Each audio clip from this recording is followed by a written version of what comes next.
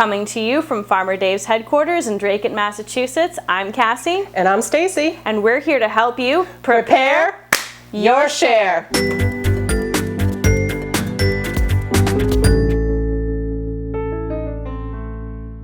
Any of these squashes, you want to cut, scoop out the seeds, and put them down on a tray to roast in the oven.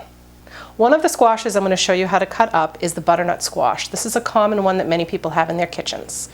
First thing we're going to do is the stem that's on this is going to make it really wobbly. We're going to take this off.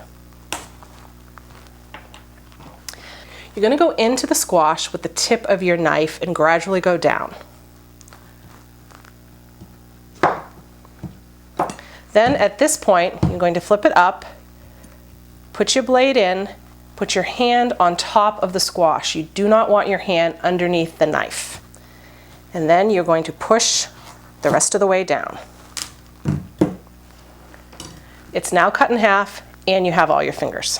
And now you have to clean out the seeds. Go in with a spoon, scoop out your seeds, and just as an aside, these are great roasted as a snack. You're going to now want to cover the cut side with some oil before roasting. At this point, you want to use an oil with a high smoke point. Coconut oil, safflower oil, or sunflower oil. Today we have coconut oil.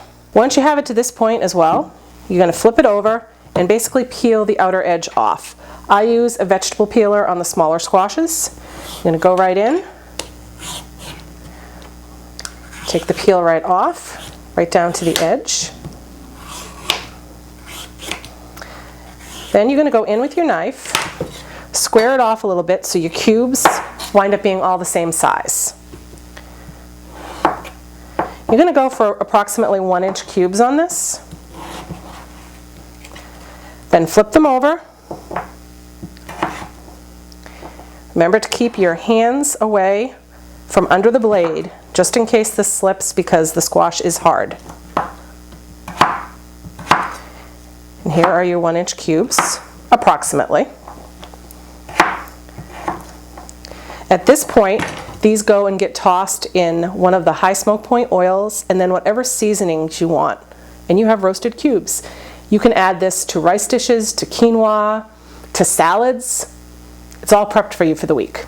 The best way to store your winter squashes long term is keeping them in a cool, dark, dry, well-ventilated area. You can put it in your countertop if you'd like, but they do better when you put them away from everything else, heat and light.